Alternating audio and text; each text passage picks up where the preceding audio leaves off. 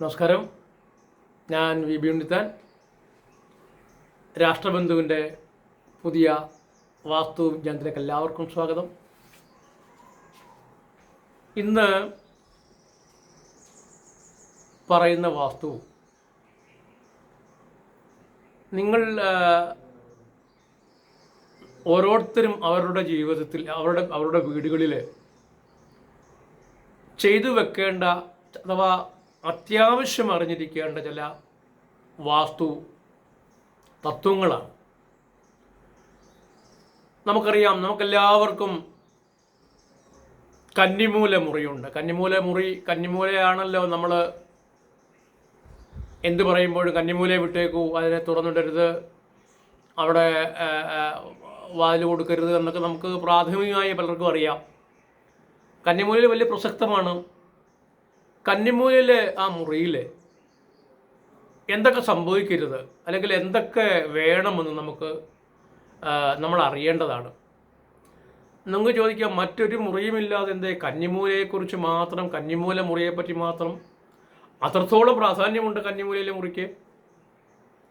കന്നിമൂലയിലെ മുറിയിൽ കന്നിമൂല ഭാഗത്ത് എപ്പോഴും വരേണ്ടത് ബെഡ്റൂം ആയിരിക്കണം. ഒരുപാട് വീടുകളിൽ, ഇന്ന് കാണുന്ന ഒരുപാട് വീടുകളിൽ നമ്മൾ അവിടെ ചെന്ന് ആ വീടുകളിൽ പോകുമ്പോൾ കാണുന്ന ഒരു പ്രധാന കാര്യം, തെക്ക് പടിഞ്ഞാറ് മുറിയിൽ നിന്ന് പുറത്തേക്ക് വമിക്കുന്ന അഥവാ തെക്ക് പടിഞ്ഞാറ് മുറിയിൽ നിന്ന് കോൺ ദിശയിൽ വടക്ക് കിഴക്കേക്ക് തുറന്നു വിടുന്ന ഊർജ കോണുകൾ അടച്ചു വച്ചപ്പെട്ടിരിക്കുന്ന വീടുകളാണ് കാണാറുള്ളത്.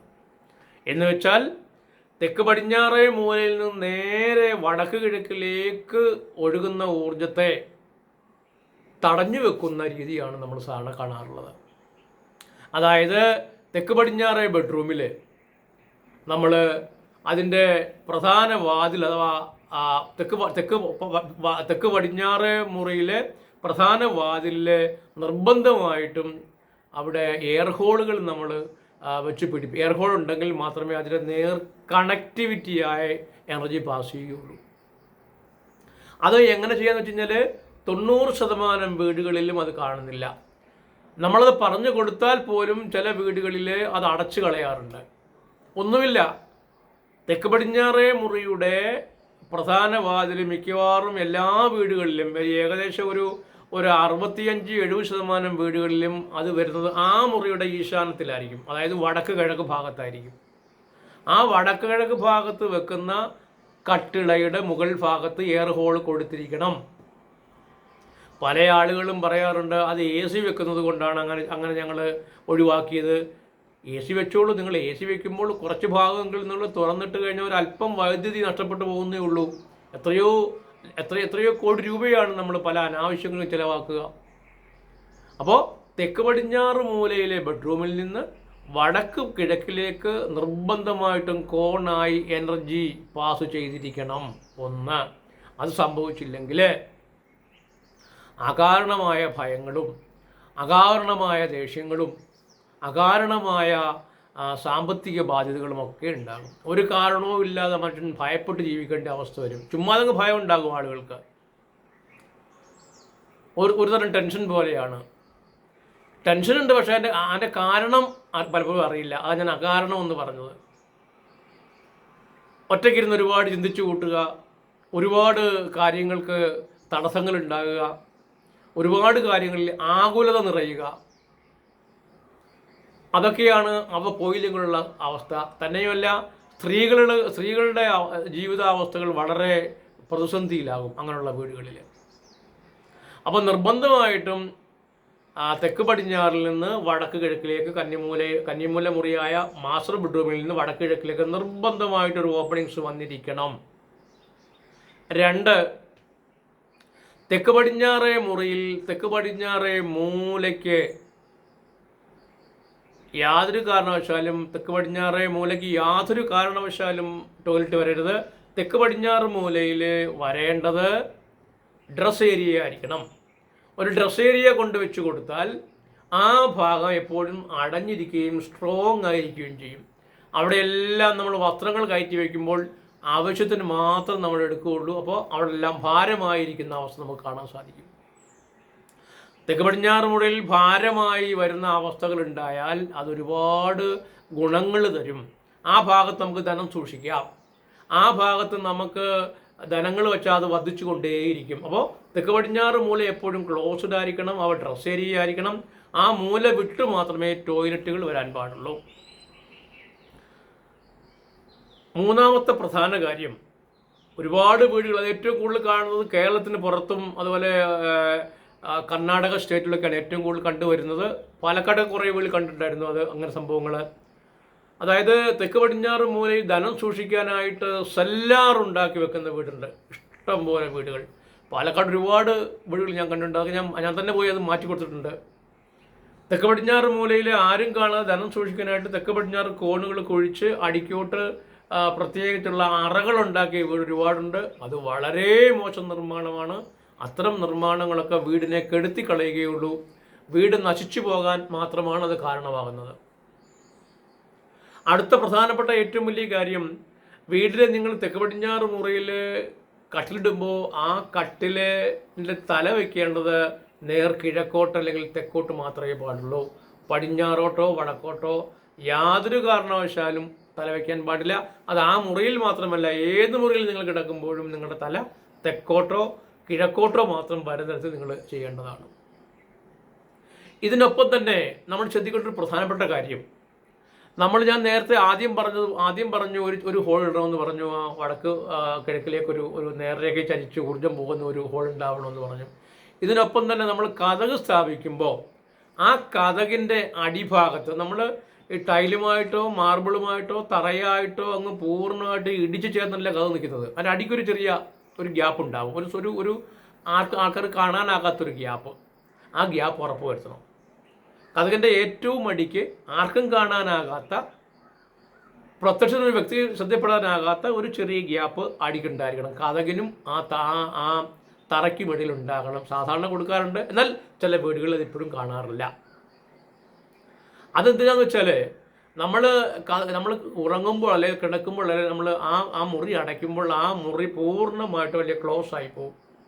അല്പം ഹോള് താഴെയും മുകളിലും വന്നു കഴിഞ്ഞാൽ ഊർജ പ്രവാഹത്തിന്, അതുവഴി പോകുന്ന മൃത്യുസൂത്രത്തിന് ഒരു തടവുമില്ലാതെ അത് കൃത്യമായി പോയി വടക്ക് കീഴിലേക്ക് പോയിക്കൊള്ളും. തെക്ക് പടിഞ്ഞാറ് മുറി പരമാവധി നിങ്ങൾ പരമാവധി ആ മുറി പരമാവധി തുറന്നിടാതിരിക്കണം.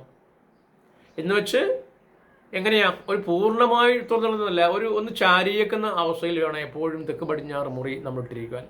എപ്പോഴും തെക്ക് പടിഞ്ഞാറ് മുറി ഈ അടച്ചിട്ടിരിക്കുന്നതിനേക്കാൾ ബെസ്റ്റ് തിരിച്ചാണ്. പൂർണ്ണമായി അടച്ചതിനേക്കാൾ നല്ലതാണ് ഒന്ന് ചാരിയിരിക്കുന്നത്. എന്നാൽ ആൾക്കാർ ചോദിക്കാൻ, നമ്മൾ ദൂരയാത്രയൊക്കെ പോകുമ്പോൾ ഓക്കെ നമ്മൾ വീട്ടിൽ ആളുണ്ടെങ്കിൽ എപ്പോഴും ഒരു ചരിവ് കൊടുക്കുക മാത്രമായിരിക്കും നല്ലത്.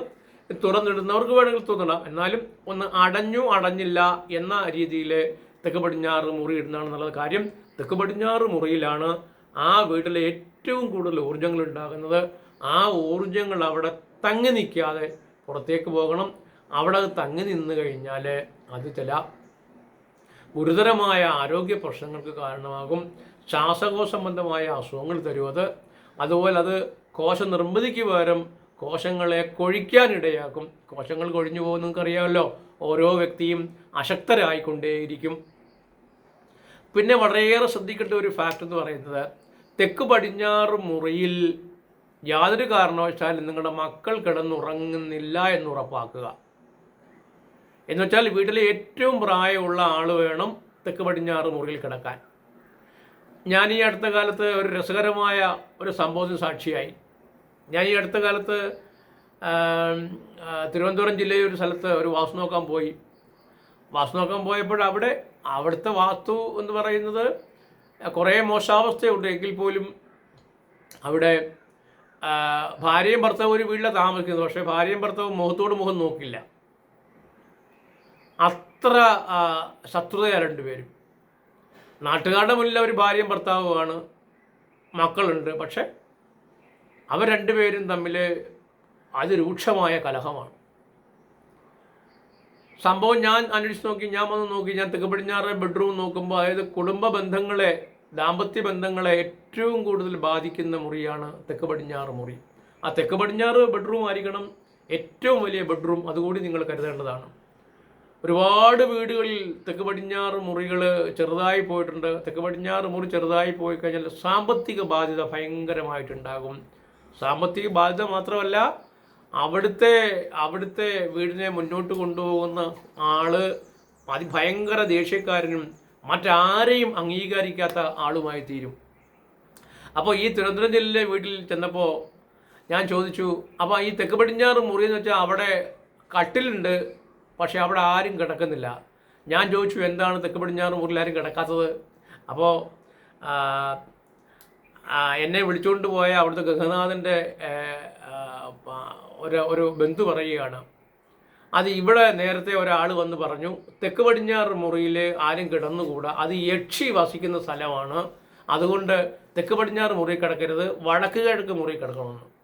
ആക്ച്വലി ആ വന്ന് പറഞ്ഞു കൊടുത്ത ആളെന്ന് എനിക്കറിയത്തില്ല.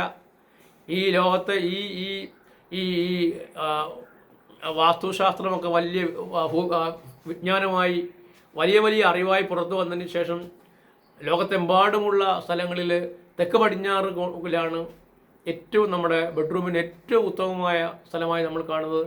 അത് യക്ഷിമൂലയാണെന്ന് പറയുകയും എന്നിട്ട് അവിടെ കിടന്നുറങ്ങരുതെന്നും പറഞ്ഞിട്ട് അവരെ കൊണ്ടുപോയി വടക്ക് കിഴക്ക് മുറി കടത്തിരിക്കുകയാണ് ആ വന്ന് പറഞ്ഞ ആൾ. ഒന്ന് ആലോചിച്ച് നോക്കൂ.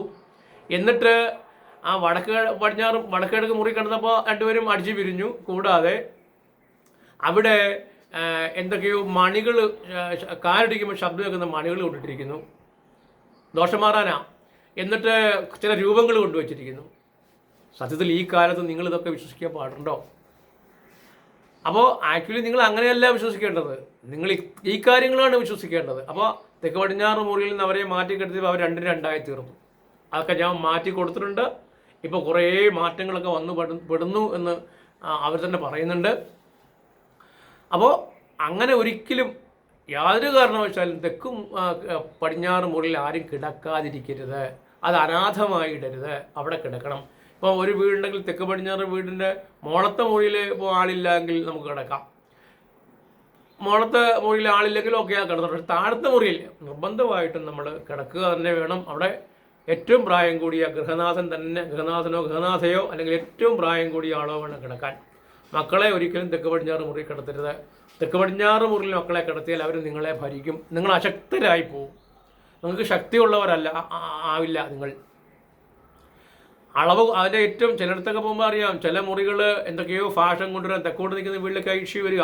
ചില ഫാഷനൊക്കെ കൊണ്ടുവരാനായിട്ട് തെക്ക് പടിഞ്ഞാറ് മുറിയെ ചെറുതാക്കിയിട്ട് അവിടെ ചില പോർട്ടിക്കൊക്കെ കൊണ്ടുവച്ചിട്ടുണ്ട് പലയിടത്തും. അതൊക്കെ ഭയങ്കരമായിട്ട് ദോഷങ്ങൾ തരും. അവിടെ ഗൃഹനാഥനൊക്കെ ഭയങ്കര ദേഷ്യക്കാരനായിരിക്കും ഗൃഹനാഥൻ. ആ വീട്ടിലെ ഒരാളെ അംഗീകരിക്കാത്ത ആളായിരിക്കും ഗൃഹനാഥൻ. വഴക്കുകൾ വന്നിട്ട് ആ വീട് ഒന്നുമല്ലാതായിത്തീരും. തെക്ക് പടിഞ്ഞാറ് മുറിയുടെ എത്ര എത്ര എത്ര എത്ര എത്ര എത്ര വിജ്ഞാനമാണ് നിങ്ങൾ ആലോചിച്ച് നോക്കൂ. മറ്റൊരു മുറിക്കും ഇത്രയും ഒരു സുരക്ഷിതത്വം, ഇത്രയും ഒരു നിഷ്കർഷകളില്ല. തെക്ക് പടിഞ്ഞാറ് മുറിയെ വളരെയേറെ കരുതേണ്ടതാണ്. ഇതിനൊപ്പം നമ്മൾ കരുതേണ്ടത്, 2 നില വീടുണ്ടെങ്കിൽ തെക്ക് പടിഞ്ഞാറ് മുറി എടുക്കുമ്പോൾ ആ തെക്ക് പടിഞ്ഞാറ് മുറിയുടെ തെക്ക് പടിഞ്ഞാറ് കോൺ ശകലം ഉയർത്തി വെക്കുന്നത് വളരെ നന്നായിരിക്കും. 2ാമത്തെ നിലയുണ്ടെങ്കിൽ മാത്രമാണ് കേട്ടോ. ഒരു ഫ്ലോർ ആണെങ്കിൽ അങ്ങനെ ചെയ്യേണ്ട കാര്യമില്ല. 2 നിലയുണ്ടെങ്കിൽ തെക്ക് പടിഞ്ഞാറ് മുറിയുടെ തെക്ക് പടിഞ്ഞാറ് മൂല എന്ന് പറയുമ്പോൾ അതിന് ഡ്രസ് ഏരിയ വരും. ആ ഡ്രസ് ഏരിയയുടെ ഫ്ലോറ് അല്പം ഉയർന്നിരിക്കുന്നത് നല്ല വാസ്തുശക്തിയെ സമ്മാനിക്കും. കന്നിമൂലയുടെ ശക്തിയും കന്നിമൂലയുടെ ആ സുഖവും അതിലെ പ്രശ്നങ്ങളും പ്രശ്നമില്ലായ്മയും സന്തോഷവും ഒക്കെയാണ് നിങ്ങൾ കേട്ടത്. ഇനി ശ്രദ്ധിക്കേണ്ട കാര്യം, യാതൊരു കാരണവശാലും അതിൻ്റെ ഫർണിച്ചറുകൾ നിരത്തുമ്പോൾ ഒരിക്കലും നിങ്ങൾ മധ്യഭാഗങ്ങളിലേക്ക് ഫർണിച്ചറുകൾ വരുന്ന രീതിയിൽ ഇടരുത്. തെക്കിലേക്കോ പടിഞ്ഞാറിലേക്കോ ആകണം നമ്മുടെ വീട്ടിലെ ഫർണിച്ചർ. തെക്ക് പടിഞ്ഞാറ് മുറിയിൽ മാത്രമല്ല എല്ലാ മുറിയിലും ചെയ്യേണ്ടത്. പ്രത്യേകിച്ച് തെക്ക് പടിഞ്ഞാറ് മുറിയിൽ ഫർണിച്ചർ തെക്ക് പടിഞ്ഞാറായിട്ട് തന്നെ നിൽക്കണം. ഈ വിജ്ഞാനം കൂടി നിങ്ങൾ സ്വീകരിക്കുക. തെക്ക് പടിഞ്ഞാറ് മുറിയെ നിങ്ങൾക്ക് വേണ്ടി എടുത്താൽ നിങ്ങൾ അജയ്യരായി മാറും. ഈ പറഞ്ഞതെല്ലാം ചെയ്താൽ അജയ്യരായും, ഈ പറയുന്നതിന് ഓപ്പോസിറ്റ് എന്തെങ്കിലും ഉണ്ടെങ്കിൽ നിങ്ങൾ അജയ്യരല്ലാതെ നിങ്ങൾ അനുദിനം ഇല്ലാതെ ആയിക്കൊണ്ടേയിരിക്കും. ആരോഗ്യവും സമ്പത്തും ക്ഷയിപ്പിച്ച് കളയാൻ കന്നിക്ക് പവറുണ്ട്. ആരോഗ്യവും സമ്പത്തിനെയും എടുത്തുയർത്താനും കന്നിക്ക് പവറുണ്ട്. ഈ വിജ്ഞാനം നിങ്ങളുടെ തെക്ക് പടിഞ്ഞാറ് മുറികളിലേക്ക് വരുത്താൻ നിങ്ങൾ ഉറപ്പാക്കണം എന്ന് അഭ്യർത്ഥിച്ചുകൊണ്ട് ഞാൻ ഈ വിജ്ഞാനം ചുരുക്കുന്നു. എല്ലാവർക്കും നന്ദി, നമസ്കാരം.